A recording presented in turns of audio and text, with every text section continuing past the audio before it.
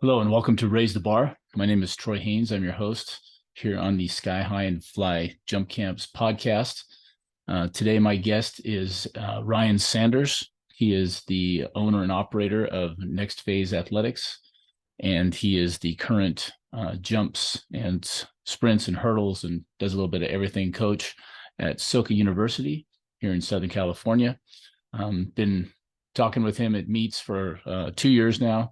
Started rubbing elbows there, but was following him on Instagram, watching his work, and he started recruiting some of my high school jumpers to his university. That was before I got my Vanguard job, and we've just hit it off, had a good time talking and sharing ideas and motivations and things like that. So that's what we're going to talk about today. So looking forward to sitting down with Ryan, and we'll get him in here to the chat room in just a second, and we'll get started. So stay tuned and have those notes ready for another episode of Raise the Bar with Troy Haynes.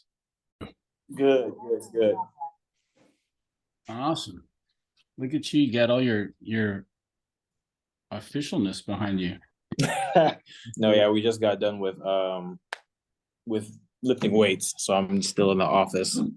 But yeah, I had to get the background going. Awesome.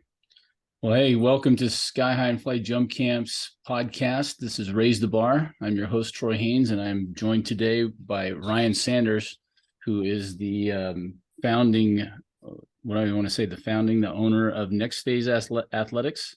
Yes. And also the jumps coach at Soka University here in Yes, sir. Yeah. Yeah. Did I get all that right? Yep. And, yeah. So at Soka, I do actually do the jumps. I do the jumps as well as the sprints and the hurdles. So that's right. You're the only one I ever see out there. Are you like the whole staff? No, I do the head coach. He does the distance and the cross country stuff, and he does all the other stuff, all the behind the scenes, administrative stuff and everything like that. Okay, yeah. Well, I when I say you're the only one that I ever see, that's also most people will tell you that I'm not the most observant person. So I'm usually pretty tunnel visioned on whatever it is that I happen to be doing. So if I don't see the rest of what's going on around me, it's like I'll have people afterwards go, "Hey, did you see, so and so did this, at the meet?" And if it wasn't in the jumps that I was watching, oblivious. Yeah. Completely oblivious. No, yeah, I know how I that broke goes. the world record and this and that. Really? Oh, great. Wish I'd have seen it. So yeah. All right. So hey, why don't you give us a little bit of your background? I don't know much. I just know that I've seen you both in person now for a couple of years and was seeing your work on Instagram, which is where I first came across you. And I know you're up into the teens, 14,000 followers and all that on Instagram, which is a pretty impressive number. Yeah. So how'd we get to this place? Yeah. So, I mean, I've been around track and field for now, I guess it'll be half my life. Started in high school, started with the jumps. That's my primary focus that I like to deal with is the jumps. I started out with high jump back in high school, and then matriculated to long and triple jump. So in high school, I did all three events. I think I made it CIF in all three events. After high school, when I went to college, I dropped the high jump because I'm not the tallest person out there. So it was hard. It was hard, having people already having a leg up on me in that regard. And then after college, I dropped the long jump because I was nationally ranked in the triple jump. So I was like, okay, let me keep going with this. Right. And I've always been kind of as my career now, I'm a coach. Slowly kind of transitioning into a full-time coach as opposed to a coach slash athlete or athlete slash coach. But I've always been a kind of a player coach, as you would say. Back in high school, college, even after college, I always kind of had that kind of identity with me, where I just like to, pass on the knowledge that I've been given through the many years that I've been coached and stuff like that. Right. I've had many coaches during my career, some great ones, some not so great ones, right? So you learn from your experiences. So you learn what to take away from the good coaches and learn not learned what to not do from the bad coaches. And so Right. yeah, just with that and with the Instagram, it's just really, posting what I do, posting what I do and posting what not necessarily what I think people want to see, because if you go off that, then it becomes more of a job than anything, right? So I post what I do, and what I like to see, right? It's kind of really just my Instagram is kind of a memory lane of my career, and also my athlete's career and my coaching career. So I guess people like to see that, so I just try to share it as much as I can. I try to give tips when people send me messages and stuff like that as much as I can. But really, it's just about posting what I do, and you kind of just building that kind of portfolio, on my page. Right. Yeah. Well, so the one thing I didn't get out of all that, which was an amazing recap, where did you go to high school, and then where did you go to college? You did your high school Yes. at So I where? went to high school in Walnut, California. I went to Walnut High School.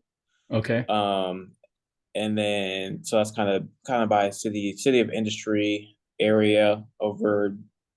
Yeah. I Yeah, it's very hard to pinpoint it, but I went to Walnut High School. Then after high school, I went to Mount San Antonio College. I went to Mount Sac. was going to say you're right on top of Mount Sac, so that makes sense. Yeah, yeah. And I was coached by Ernie Gregoire, Coach G, legendary Coach G. Um, Matter of fact, he was my coach. After I graduated from college too. He coached me for about 2 years, until I moved out here, and then definitely the commute was just a lot. Yeah. And then after Mount Sac, I did a stint in Boise at Boise State for like a year or so. Wasn't really vibing with the weather, so I Yeah. transferred back out here to Cal State Long Beach, and I finished up at Long Beach in 2016 with a degree in human bachelor's of arts and human development. You're just a kid, just a kid. You just graduated a little back ago. It's 2016. Man, I'm old. Oh, 2016. So you worked with Andy Seid Yeah, at I worked with Andy Scythe. Mm-hmm. State. Okay. So yeah, a great resume there. When you said Walnut, my brain went to Tony Atkins, who was an intermediate hurdler and triple jumper and long Okay. jumper, I believe, at Walnut. And he came to UCLA with me, along with Steve Kerho and some others, that class of 82. Okay. He actually broke the national record in the highs, I think, in the prelims at the state meet, and then Kerho broke it back to Mm. to take the title that year. So Okay. he won the highs and the lows at state, which basically won the state meet for Mission Viejo, because I think it was 20 points, each event back then. I forget the score. Okay. Yeah, it was pretty amazing. There may have been others in there. I may be misspeaking, but I just seem to remember he was the team that year. But yeah, Tony was there for a couple of years. You said Walnut, and I thought Mount Sac, and you said Mount Sac, so that makes sense. Mm. Yeah. So you said you were nationally ranked then in the triple. And the other thing you said that was amazing to me, and you're selling yourself short, is that you qualified for CIF in 3 events. That's not easy to do. Those of you that are listening, I'm sure, I always tell my athletes, I go, "Did you ever do anything else, coach?" And I'm like, "No." nobody nobody asked me to do anything else. They never Mm. said, "Hey, why don't you try the long jump or the triple jump or something?" Because I wasn't super fast. I could jump over stuff. That was about it. And I gave pole vaulting a little shot, but most jump coaches will figure out pretty quickly if you can jump in one thing, you should probably try the other two.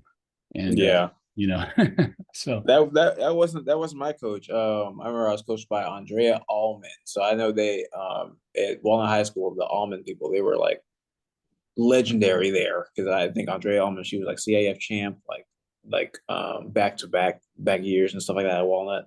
But when I was there, I was doing high jump. 'Cause I did high jump at first, because obviously I did track to get faster for football. 'Cause that's what everybody does.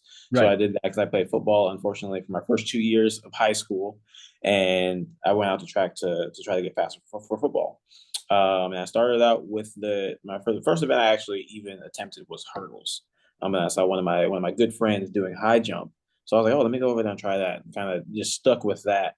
I remember, so I did high jump, and then I did high jump and long jump for the longest time, or what seems like the longest time. And I wanted to try triple jump, but my coach wouldn't let me.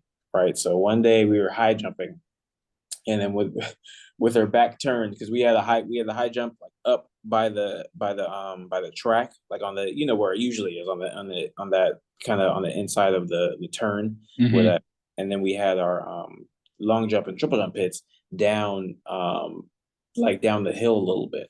So we were doing high jump and she had her back turned, so I ran down to try to triple jump, and I jumped my first jump. I jumped 40 feet, right? And I guess that was a thing, right? Because everybody was all impressed. And then so I'd been triple jumping as my premier event since then. Mm-hmm. That jump, I remember the the progression of my triple jump kind of picked up really, really fast, in my senior year. Because my first, like I said, my first ever triple jump was 40 feet, 40 feet even at practice, from whatever. I just started running from whatever mark. And then and I jumped 42 feet, and I jumped 44 feet, and I jumped 45 3, and then I jumped, my PR in high school was 46 8.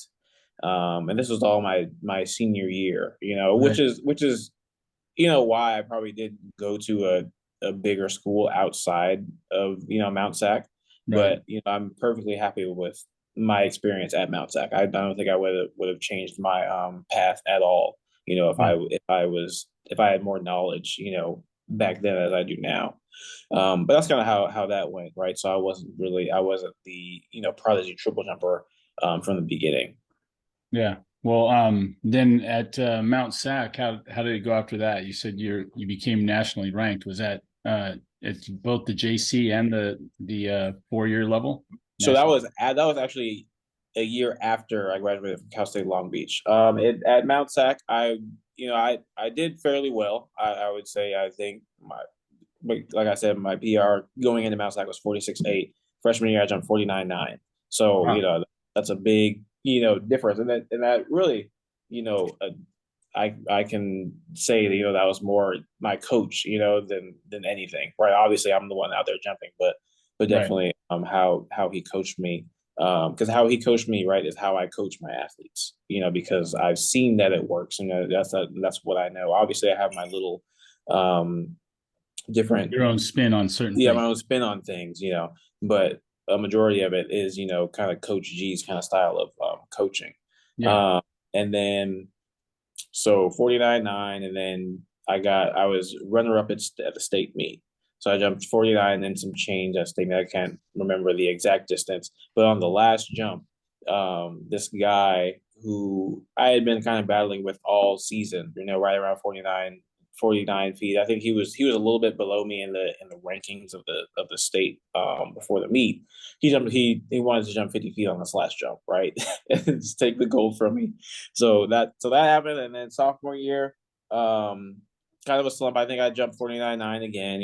I was always like, kind of hoping for that 50 feet, right? That magical number of 50 Yeah. feet or 15 meters, 25 or 24 centimeters, something around there. Um, but it, never came, but I ended up being the state champion that year, nevertheless. I think I jumped 47-10 to Hmm. win the state title, so it wasn't a crazy competition by any stretch of the imagination, but I was the best on that day. Sometimes Yeah. that's all it takes. Yep. Absolutely. And then and after Mount Sac, I had a year between Mount Sac and Boise, because I wasn't the best student. So right, so definitely, if you're listening to this and you're a student, right, make sure you really take your academics seriously, because this will probably be the easiest time in your life to be able to do that kind of stuff, Right. right? Absolutely. So definitely, so I stayed a year at Mount Sac. I finally jumped 50 feet, competing unattached, still working under the Coach G. Then I transferred to Boise State. Um, Not the greatest of times there, with the athletic staff, and just obviously the weather, right? Coming from Southern California, I've been there my whole life. Never seen snowfall before. I remember we were practicing one day, and it was, I think It was first semester, yeah. I think it had to have been November or December, right? So in the dead of winter. And we had an indoor facility, but I don't think it was rented out to us yet. So we were practicing outside in the dead of winter in Boise, Idaho. Right. So me and my friend, Roderick Townsend, we were practicing. I remember distinctly me and him were wearing peak coats out at Mm-hmm. practice. It was snowing and it was all bad. Right. So transferred to Cal State Long Beach. Um, Andy Seid was the head coach there. And Still my is. jumps Yeah. Yeah, my jumps coach I had one at the time. Name is kind of leaving my head right now. If I think of it, I'll shout him out. But ended up PRing there a couple of times. 51-3, 51-9, and that was kind of the extent of my collegiate career. And after college, went back to start working with Coach G again. Um, Jumped 52 feet, and then one day at the Brian Clay Invitational, I was jumping with Christian Taylor. Of course he won, right? I'm not gonna say I won, but he won. But I ended up jumping 53 feet, so Wow. 16.15 meters. That's my current PR there. And the funny thing about that is, hindsight is 2020, right? So we were jumping, and my coach, had the idea we were going to double. We were going to jump at Brian Clay and then jump at Long Beach the next day. So took my first three jumps. I think it was like 1550, somewhere around there, 1585 or 89, and then 1615, right? And then I was all happy, but then, listen to my coach, right? So I'm like, okay, we'll shut it down and we'll jump again tomorrow, right? I should have kept jumping. I Right. probably probably would have jumped 1630 or something like that, right? Because I'm the type of athlete where I can You're getting I've on been a roll. coached so well. I can adjust, right? Yeah. If I see something that I need to do better, right, I can do it better the next jump. It doesn't always happen like that. I like to think I could do that, right? Sure. But definitely that's always a goal. I think the next day at Long Beach, I jumped 51.5 or something like that. So that's not bad for doubling. But Right. when you think about what could have been, so that year I was nationally ranked. I was ranked, I think, top 25 in the nation. And that's just, that's with everybody, the unattached athletes, college Right. athletes, something like that. So that's why I kind of stuck with triple jump as my premier event. Yeah. Okay. So now you're saying you're transitioning into coaching as a full-time job. Does that mean the jumping career is over officially? I'm still kind of weighing my options, right? Because obviously I have, I'm at a great place here at Soka that, allows me the time to, still be able to train and still be able to compete and stuff like that. So I'm kind of just seeing where what takes me next. 'Cause I'm taking like kind of a hiatus off of training now because, it's yeah, I never would have thought, that I would be kind of this or the kind of person, but it's been good for my mental health, right? To kind of just take some time off. Mm-hmm. Because definitely I was training this fall.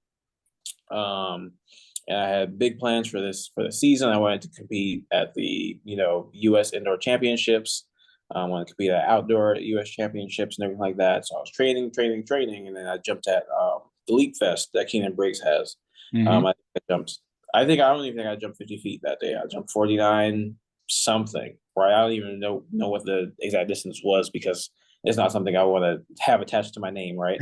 I was jumping from 10 or 12 steps, would jump 49 feet. So that was kind of disappointing, right? I was doing all this training and then to jump, not have the mark reflect that, so I kind of just took a step back just to take some time out because, like as my wife says, I've kind of been, going at it season after season after season, for 15 years, right? So I've never had a season off. So it's like kind of just taking some time to, relax and reflect and really focus on, the athletes that I have and everything like that. Not that I don't focus on them, but I can really, really, really focus on them. But yeah. Excuse me. It's interesting you're talking about that transition because I remember it was, I don't know how everybody else does it, but when I got done at UCLA, I immediately, it was, I had just finished taking a year off to train to try to get to the Olympic trials. So I trained with Baru Elias down at Long Beach City, and great high, long, and triple coach, all three, and had a great year, but never quite got the trial height and shut it down. I went back to school, so I made my mom that promise if I didn't if I didn't go anywhere or do whatever. I took the year off from UCLA. You better go back and get your degree. I was like, yeah, I plan on it. I just, Mm-hmm. wanted to take the year. I knew how hard it was to train in college. I thought, I mean, later on you find out that being in college is nice because you have facilities. You don't have to pay Yeah. for it big, and Yeah. Yeah. the weight room's right there, and you roll your ankle, you can go to the training room.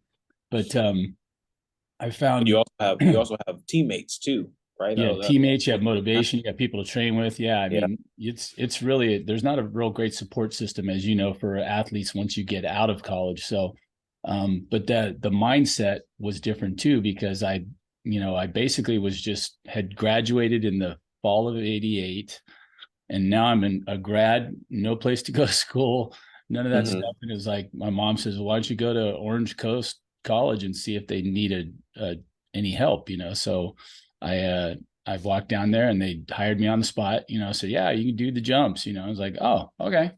I mean, I had never really thought about coaching. I'd helped out a little bit in '87 when I took the year off from I didn't take a year off that year. '87 was a year I was wandering around campus in a fog because I had graduated off the team.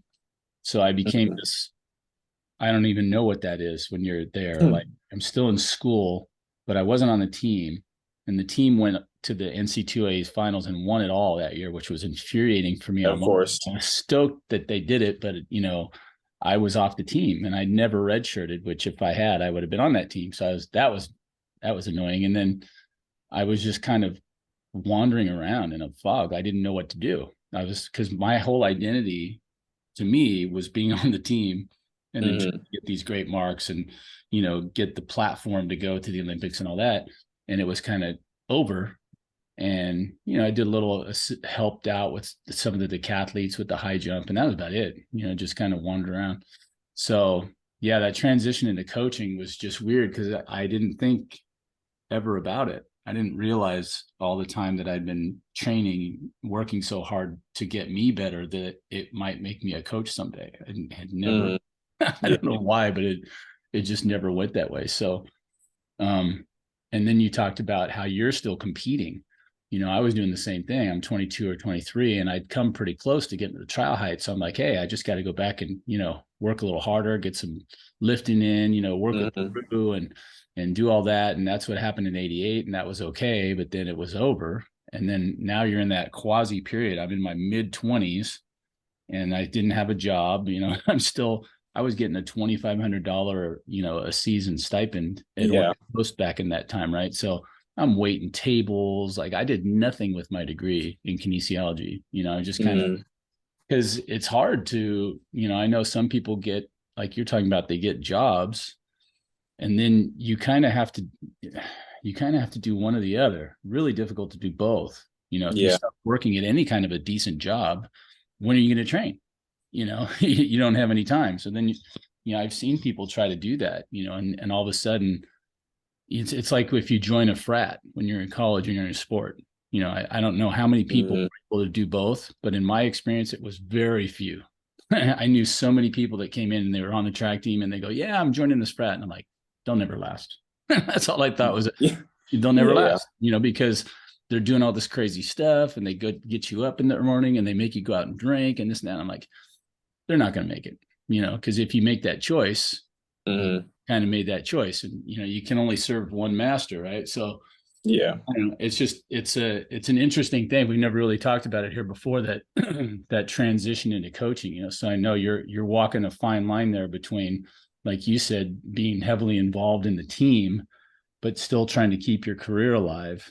And Mm-hmm. balancing the two is pretty delicate. And Yeah. you're married, right? And you got that side of your life. So Yeah. Yeah. Married and I have a kid. She's 2. She just turned 2 on March 3rd, so she's a handful, a great handful, but that's definitely something else, right? But I mean, in regards to the in regards to training, right? I can train. Training is I'm able to do that, because the staff is so, just flexible, I guess, here. The working hours are so flexible here. Obviously I'm a full-time assistant coach, but I'm able to, sneak out, get some weightlifting and sneak out, get a jump session in or something like that. Right. But the hard thing, for me, when it comes to like scheduling and stuff like that, is really trying to find meets to jump at, because we know we're always competing, we're always competing on the weekend. So it's like, oh, when am I going to have time to jump, right? I always have to find like a hole in the schedule now, right Right. there, right? Okay, we're not competing this weekend, so I can go jump this weekend, or it's either that or I wait till the season's over. There's always some meets in late May, Yeah. early June that I can do to try to get a Last mark. chance qualifiers. Yeah. Yep, exactly, right. But that then you're really putting all your eggs in one basket, right? So it's definitely a juggle there.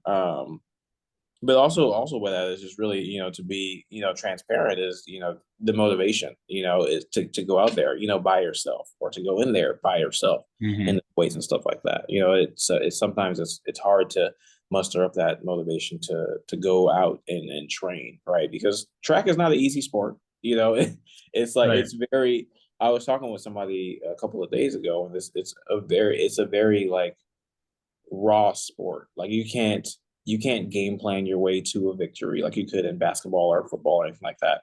Not Right. taking anything away from those sports, but like for the 100 meters, if you're not fast that day, you're not going to win. You Yeah. can't be like, oh, you can't take a timeout and be like, okay, let me draw a play or something like that. No, Right. you're either going to be fast or you're not, right? And that comes from training. You don't just show up to the meet and are fast. And that comes from many months of training. Perfecting your craft and stuff like that. And I think that gets lost in some of the athletes nowadays, right? Right. Is the work that you need to put in to be where you want to be. At the end, everybody's always thinking about, oh, state champions and qualifying for this, that, and the other. But there's a lot of work that needs to go into it. It's sometimes Yeah. hard to find the motivation to do that work to get where you want to be. Um, but yeah. Yeah. I when you're thinking, I was thinking about you were talking about motivation and how hard training is. One of the best years I remember having was following one of the worst, which was my freshman year. When I got to UCLA, I was a 6'3", 180 pound, former free safety in football with a 5 flat 40 time, just slow white dude. Always had hops, but and did pretty well my senior year, had a decent run, and then got to walk on at UCLA, which was funny because I tell the kids now, if you jump 210 in high school now, all these kids I see on my feed, they go anywhere they want. It's like Mm, they'll bend over backwards for you. For me, I walked on and I was number 7 on the depth chart at UCLA my freshman year. So and I quickly jumped myself into a hole because I put on 15 pounds. Man body showed up, mm, in a quick, dorm food and all that stuff, whatever. I did a little bit of lifting, but really nothing spectacular, and promptly went down to 6'8". I think I jumped 6'8" once, had a terrible year. And, the whole adjustment thing to college, I've never really had a podcast on that, but it's come up, before, but it's like, there's an adjustment period there, and goal realignment and little reality mm, checks. And I found out that even though they were killing us in workouts in the fall, and I don't know if you remember wandering into your classes half asleep in the morning, mm, right, from mm, those fall workouts, but I remember being like, man, I don't have anything left in the tank, so that that was weird. But then that was highly motivational, because that second year I was like, hey, I'm either going to do something about this, or I'm going to disappear off the face of the map. So it was like, yeah. that was highly motivational to get in the weight room. Excuse me. And that wasn't until I did full squats over 400 pounds. I did, that was my max. But hang cleans around 285. I was doing some great explosive jump work, and that year magically transformed into a 218, 7.2 year, Mm-hmm. and just and ended up taking jumps at 7.4. And that was the Olympic qualifying height, and that Yeah. came nowhere. I mean, that wasn't even on my radar. My radar was like, I would like to jump 7 feet. And if I Mm. 7.2, I had talked to Bob Larson when I was a freshman and said, what would it take to get a scholarship here? And he laughed at me and he said 7.2, and I was like, okay, that was highly motivational. But it was like, I realize now too, like I only had one other year like that. My sophomore year was like that. My junior year, I actually did a downslide again. Mm. And then I was talking with someone recently about this. Maybe you can confirm this, Ryan. There's something about the difference between men and women. Somebody was telling me that men, a lot of times their senior year is like this huge motivational thing. And then it wasn't, and I don't think it was a guy telling me this, but they said, that women are different. Sometimes that senior year, they Mm. just are done, for some reason, like, and I was like, I'm trying to think of that. I'm like, I don't know why it wouldn't be motivational for someone else. For me, that was my senior year. That was it. I mean, I just went for it. So that was the 2 years that I remember training, like a beast in the weight room Mm. and doing everything possible. But what I remember was a difference between those 2 years too. That middle year was when I walked back into the weight room that following year. I remember looking around, just kind of going like that's a lot of work, Yeah.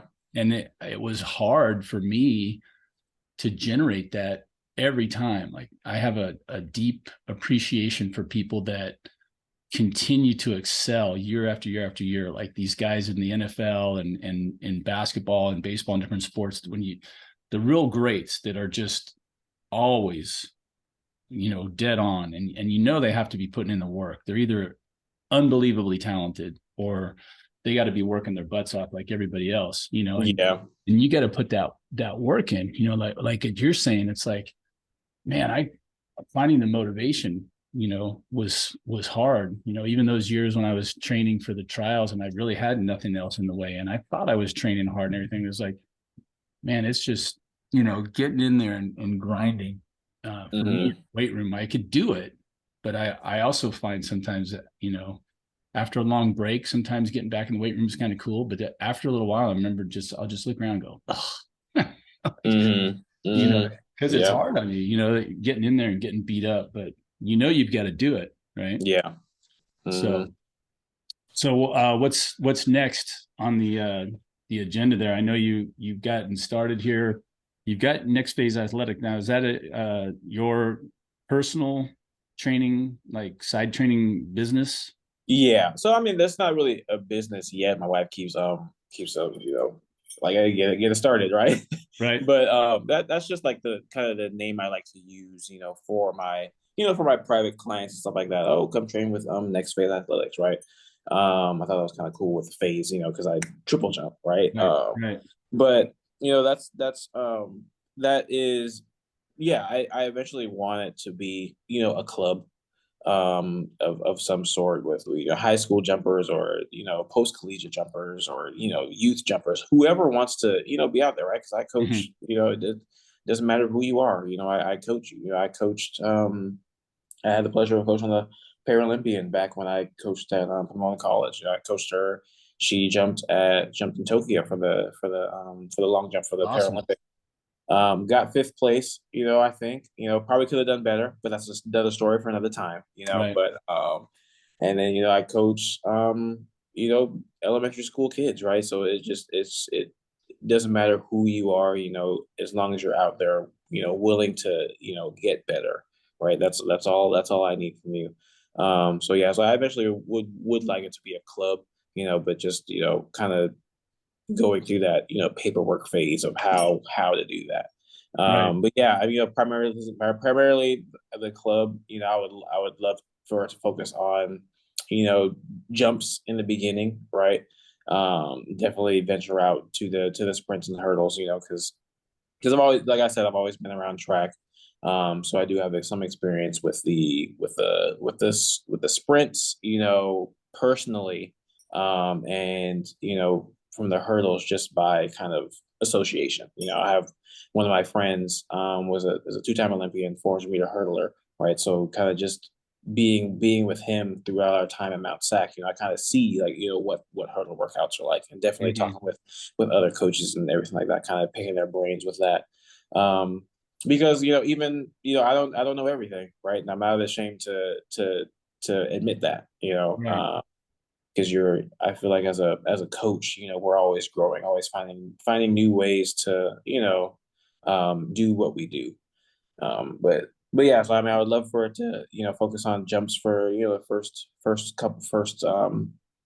couple of years or first couple of months or whatever, however fast it grows, and then kind of branch out to sprints and hurdles, stuff like that.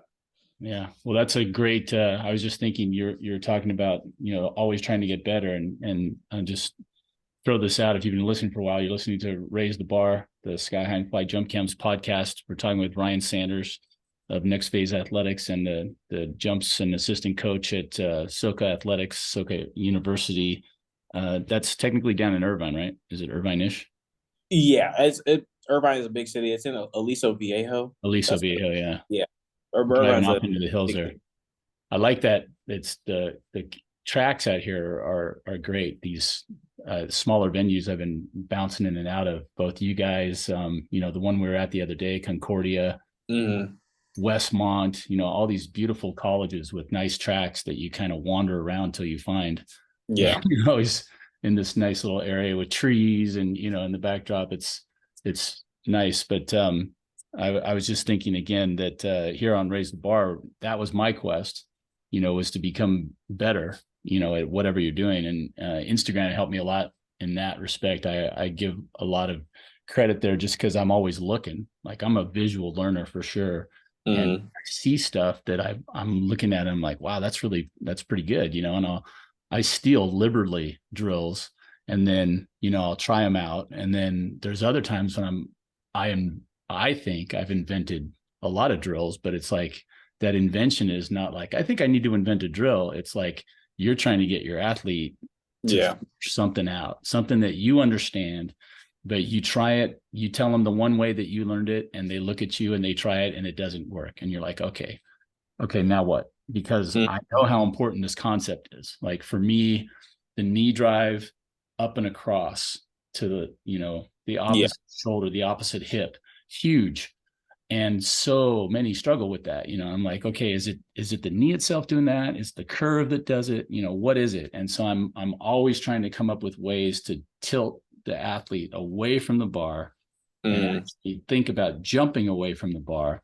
And that has led to, all kinds of different things. But that search to become a better coach, better athlete is what we're talking about. And when you said, starting up a track club, that's when my brain started to go fuzzy on me because I've had that same, thing now. I've been doing this business for 5 or 6 years now. I remember the reason I started doing Sky High and Fly jump camps was I didn't want to teach summer school anymore at the high school level. Mhm. It's like if I can do something that I really enjoy and do it throughout the year and it makes me the same amount of money, I go, Yeah. Yeah. and I don't have to do summer school.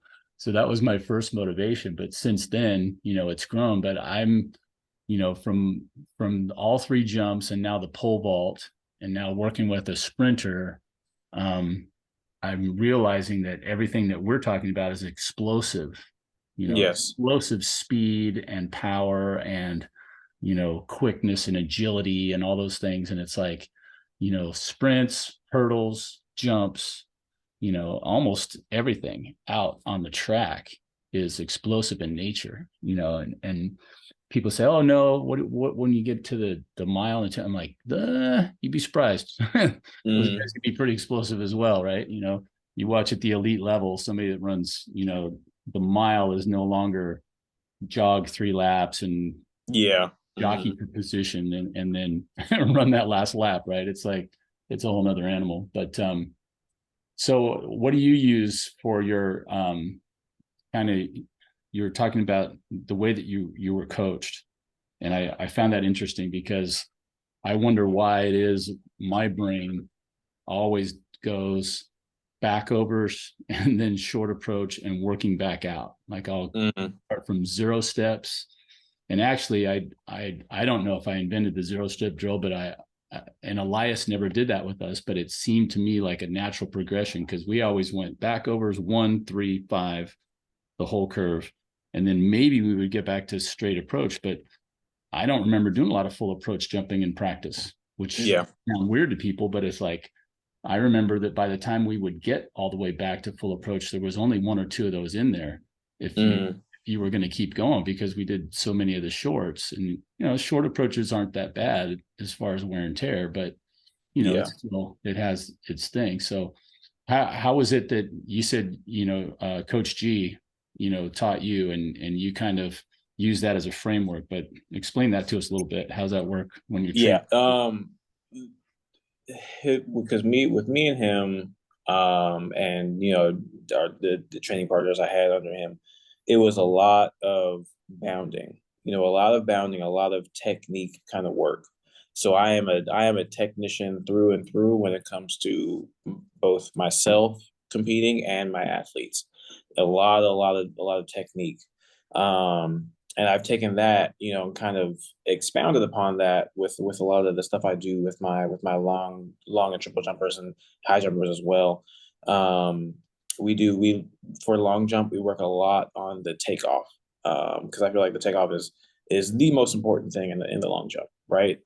Is the takeoff. The takeoff includes the angle that you're taking off at, the right positions you're hitting, and the speed at the board.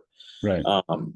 So we work a lot on that, a lot on takeoff angles, a lot on running off the board, because you can let's say we have somebody like a guy, his PR is in the 100 is 11.2, right? Which is pretty good, pretty quick.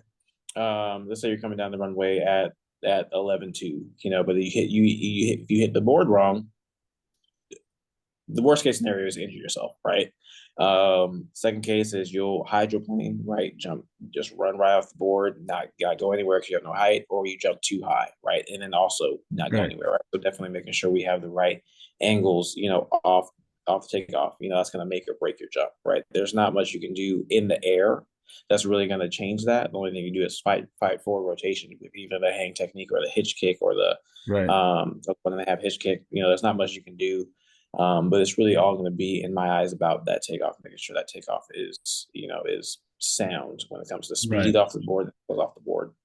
For triple jump, the biggest difference I see between elite jumpers and good jumpers and just starting jumpers is the transition from first to second phase. Because that's always a hard one to do, right? Because you're hopping off one leg and you hop back on that same leg. So making sure you have that transition. That's where the bounding comes into play. I always teach my athletes how to bound. It doesn't matter if you come in as a high school 40-foot triple jumper or you're just starting, right? We're going to learn how to bound correctly, because that's what's going to get you to where you want to be. So just learning how to bound correctly, solves almost every problem in triple jump, because that's all Right. triple jump is. Triple jump is bounding, right? Keep Right. trying to maintain your speed on the runway and bounding 3 times into the pit. I try not to make it. And I say I try. I try not to make it rocket science, but it always ends up being rocket science because there's many different nuances that you kind of have to hit, properly for it to be a successful jump. Yeah. Obviously, you have like different things you can do, like single arm, double arm, power jumpers versus speed jumpers and stuff like that. But there are certain things you have to do correctly to be successful. But there is some room for kind of interpretation Right. in there. Because definitely you have me at 5'7", with shoes on as a triple jumper, right? You also have these, also these every it seems like every time I'm competing, I'm always competing against people that are 6'3", long legs and stuff like that, right? So definitely their path to 16 meters is a lot different than my path to 16 meters. So I realize that, and I realize that with myself, and I realize that with the athletes that I coach. But it's really just about relationship building with the athletes, because then that builds trust with the athletes. And then as long as you're is when your athletes trust you, they trust in the training that you're giving them, So and then with a lot of athletes that I have, it's much more of a team effort. It's not just me barking Yeah. orders or telling them they're going to do this. If they see something that's not working, they don't think something that's working. I welcome that dialogue, right? Because it's our job to make you your best or better, Yeah. and we'll do that by any ways that we need to do. So I'm never a cocky or a conceited coach or anything like that because I don't know everything. So I always try to tailor my training to the athlete that I'm working with, at the time. Yeah. But it's really just all about a lot of technique kind of work that I do with my jumpers No, and you're sprinters and mentioning, hurdlers. yeah, yeah. You were mentioning the bounding, and that's Mm, where my brain goes to, same things. Working with Elias, we did a lot of triple jump bounding, even as high jumpers. I remember doing 7, single leg repeats, and you would put your shoe down. You would run onto a line, 1, 2, 3, 4, 5, 6, 7, put your shoe down, and then just try to beat that. Like 7 repeats, yeah. leg, strong leg. I learned how to switch bound. I have still to this day not once have I ever run up and tried the triple. I avoided it like the plague. I was just like, Mm, because my shins were always killing me in high yeah. school. So I was like, there was no way you were going to get me to take 3 jumps in one. I was going to Yeah. take 1 jump in one. So my question is both former athlete and coach for you with, when you're talking about bounding and how important it is. And for those of you listening out there, you may be wondering the same thing. If you're sitting there right now holding your shins in pain and thinking, God, I don't want to do any more bounding today or even for a couple of weeks. How do you go about that, Ryan? And, you were talking about, I think the triple jump has got to be one of the most technical events that I've seen because every time I watch it, I realize how little I know. But, what do you do to teach the technique where the kids don't end up with their shins being blasted into powder? Like, what's the most Mm. important thing that you do? Yeah. Well, listen to your athletes really is number one. Because my thing is if an athlete that I'm coaching has an injury, 15 times out of 10, I've had that same injury, right? So I know what to do with it. I know how to deal with it. Because I've had that, right? But the athletes that you're dealing with, you can't feel what they feel, So and then sometimes you have athletes that are over over oversharing. They vocalize everything, right? And you have some athletes that you ask, oh, how are you feeling today? How's your ankle today? How are your shins today? They're fine, right? And in my head, I have the face of the exact person I'm talking about, right? Because sometimes you don't know what they're saying, right? But you have to listen to your athletes and see kind of just how the training's going. If they seem off, there's probably a reason. Like, oh, your shins hurt, blah blah blah. You find out, but one thing that you want to do is you want to for the fall, if you guys are training in the fall or you guys just start in the spring. I know because some high school athletes they Sure. start in January, right? Yeah. You want to start your bounding, as soon as you can, and slowly ramp up. Because shin splints are, it's like an overuse kind of injury. So the sooner you can, kind of um, get your body to experience that, for lack of a better term, trauma, right, to your shins, the better you're going to be able to, adapt to that. So really, it's going to be about starting that early because definitely, um, if I give a coach or an athlete my kind of the bounding drills that I do and they go do those like 5 times a week after not doing any bounding or beforehand, right? Yeah, of course your shin's going to be hurting after that because you're going from 0 to 100 Right. like in a matter of days. So definitely kind of building your body's immunity to that kind of constant like pounding will be very beneficial for you. um Other than that, right, really making sure you're staying flexible within your lower leg area, your calves and stuff like that. Mm-hmm. because we don't want to get to the point where we need to, kind of rehab, but there is something you can do that when I did in high school, I think. Yeah, I did in high school. For every warm up, we would do like band exercises, like with our shins, and I've Mhm. never got shin splints, so I think kind of just being aware of that it could happen and being proactive about it, Right. is definitely something you don't want to wait till it happens, right? Because when it happens, then you're out of training for a couple of days. And my whole thing about injuries is, right, people um always think you want to be injury free, right? So you can compete, like, oh, I can't have my hamstring, strained because I gotta compete. Right. But the way you need to think about it is you need to be injury free so you can train, because you Right. get better when you're training. You don't get better at the meet. So you want to be injury free so you can train and get better so you can compete well at the meet. Right. So but definitely, yeah, that's something that I would really say is start it early, so your body can build that kind of immunity to it. Now, is it as simple as something too as the dorsiflexion plantar flexion issue? I know a lot of Yeah. athletes, are Hmm. toes down, Yes. teaching how to pull their toes up while they're sprinting. And Yeah. when it comes to bounding now, this is a real technical question, but again, for those triple jumpers out there, and we haven't talked a lot of triple jump on raise the bar, which you may be thinking it's only high jumpers. But Hmm. tomorrow's guest is the guy from Team Hootie pole vault. So we're going to talk triple jump and long jump today with Ryan, and high jump and sprints and hurdles, since you're so versatile. And then tomorrow we're going to talk pole vault. But raising that bar both in the event itself and then pushing your athletes. When you're teaching them, that how is it? Like, is it heel toe? Because I was always taught Hmm. heel toe for sure, high jump and long jump. But in triple, is it only on the first phase? Because after that, I always think anytime I put my heel down, I'm almost hitting the brakes Stopping yourself. a little Yeah. bit. Yeah. So how does that work when you're triple jumping, getting off the board? So You were talking so that what transition from first phase earlier. So Yeah, yeah. I'm So curious. what I have my athletes do is when I'm teaching them the bounding drills, because I have a variety of kind of bounding drills in my bounding repertoire, I guess. So one thing I do is I do just a simple B skip, right? B skip, but everything we're doing is with a triple jump landing, so a flat footed landing. So do a B skip and do a B skip with kind of like a skip in between.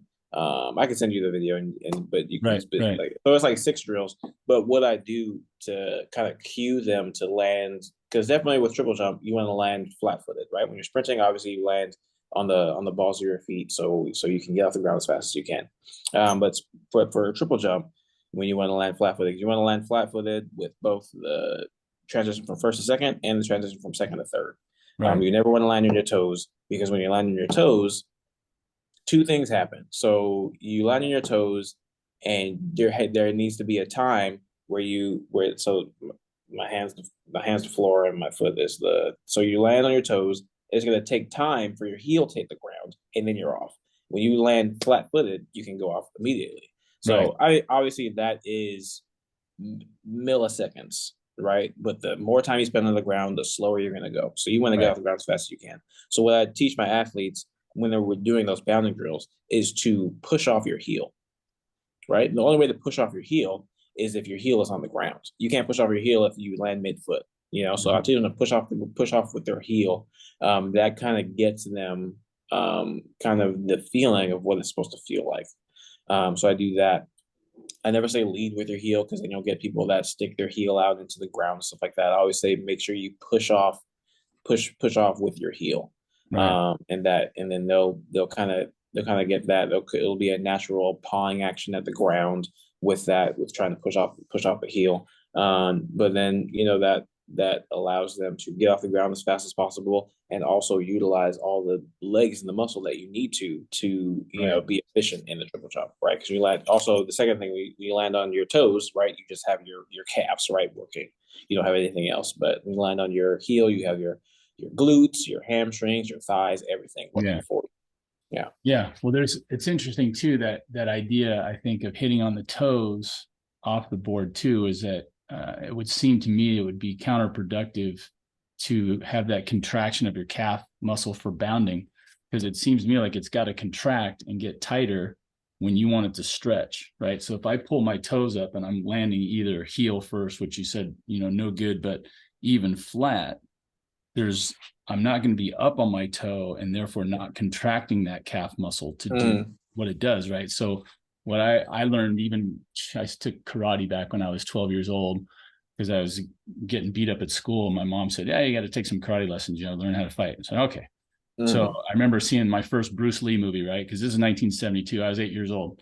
And when I started watching that was Bruce Lee. And then 4 years later, taking karate lessons, I remember thinking about this. But Bruce Lee he was into that, he'd be like really, really tense, like, and you'd see him every fiber straining, and then he'd throw his punch. And I remember my instructor said, that's kind of the opposite of what you want to do. You don't want to be tense and try to move fast, because you're contracting the muscle and then you're asking it to move. And it's much, you'd see guys that go like this, and boom, that hand just flies out, or you see the guy go like this. It's like, I'm going to hit you as hard as I can. And you can barely move. So, that contraction to me would seem to be counterproductive, as opposed to landing with that toe, like you said, on the heel, on the flat or whatever, but at least that muscle is stretched as with the toe up as I hit, then it's ready to do that. Exactly. At the end. So, okay. Yeah, I'm greatly interested. My tutelage under Elias was quite a bit ago now, and I do tend to get into periods that are high jump only. So I need refreshers. So I am more than happy to look. I can always scour your page, but I would appreciate the sequences that you have in your head, because knowing the lineage that you come from of a great coach and the application to yourself, and then you're sharing it with your athletes, and putting your own spin on it. That's where things get really interesting. So that would be awesome. Well, hey Ryan, I greatly appreciate your time. You came straight from workout and gave us of yourself, and it's fun watching you work. Your demeanor every time I see you, I know you've got a great rapport with your kids, and like you said, I've never seen an instance of ego out of you. I see a lot of, hand on your chin, and introspection most of the time. And I can see the wheels spinning, and you're trying to find a way to get it to your athletes. And I love watching you work. So we appreciate your time here with us today. You got anything you want to plug before we say goodbye? No, I'm just what one thing I'm reading the book, because I'm doing a master's program now at Concordia, right? But one thing I read in a book is something about motivation. Like it's leaving my head, but it's really about it's easier to do the work now and not regret it later. The quote is leaving my head, but really, but I mean, in short story, right, is make sure that if you're an athlete, right, make sure you're doing the work that you need to in the fall, right, to be where you want to be. All the work happens in the fall. You don't just show up at the track meet and run 10-5, or you don't just show up and jump 24 feet. All that stuff kind of happens in the past, right? It's a lot easier to the quote is leaving me, but the quote's leaving. But you get the idea, right? Yeah. Just make sure, you're doing the hard work. If you're in school, make sure you are, hitting the books as hard as you're hitting the weight room, or as hard as you're hitting the field, because that'll take you a long way. Because it's really your future that you're dealing with right now. Is if you want the future that you envision, right, you got to make sure you set yourself up for that future, and that all happens now, right? It's never too late to get started. Right. So, but yeah, so that's all I have. I had a good friend, and before we sign off, Anthony Gaines, who coached the defensive backs with me at Norta Vista one season. We went to the CIF championship game back in 2012. Little shout out. We're brothers from another mother. We have the same. He's Anthony Gaines, and I was Troy Anthony Haynes. So he would always say, he says, talent beats or hard work beats talent when talent doesn't work hard, Yeah. right? And that's kind of that same idea, that hard work does more. I've seen some people that are given many less gifts, but they work and they have that desire and they train and they learn and they grow. And you've got those other people that they're just really talented for something, and it's almost too easy for them, and they don't see the reason to work hard because they always win. Like you said, they can show up and just do it, and be good at it. And then, the playing field always changes. So you can dominate at a certain level. You step up to the next level, and maybe you're still good enough to dominate there, but there's always another level. And you step up to a certain level, and all of a sudden everybody's just as talented as you, but they also work hard. I think of Tiger Woods, insanely talented. Obviously, God reached down and gave him a thunderbolt of talent for golf. I mean, the guy's on Johnny Carson at 3 years old, swinging a club, and so, and then he's not only is he talented, but he works like nobody's ever seen. Kobe Bryant had an insane work ethic, right? Get up at 3 a.m, hit the gym, work out, shoot 1,000 jump shots, and be there for 3 hours before the teammates even showed up. And then he's there, and you're just like, well, that's pretty amazing. Not only was he talented, but he worked harder than most people. So my amendment to that statement was, hard work beats talent when talent doesn't work hard. But then I said, but when talent works hard, everybody's screwed. That's good. I like that. Yeah. All right. Well, hey, Ryan, again, thanks for your time. I see you wiping the sleep out of your eyes. You can get a little rest here between workouts and all the other crazy things in your schedule. Your daughter's birthday is the same as my mom's. So happy birthday. We just celebrated my mom's 77th birthday. Nice. Congratulations. 18 years old on time. Yeah, she should be 77 this year. So she still plays tennis 3 times a week. She's got a better motor than I do. So, all right, sir. Thanks again. All right. And we'll definitely see you one of these upcoming weekends. I don't think I have a meet this weekend, but probably the weekend following is that Pomona Pitzer. You guys going to Pomona? No, we're actually going to Whittier. Okay. Yeah. So we'll see each other, I'm sure. Absolutely. All right, sir. Thanks again, Ryan. All right. Thank you. All right. And let's see. Here we go.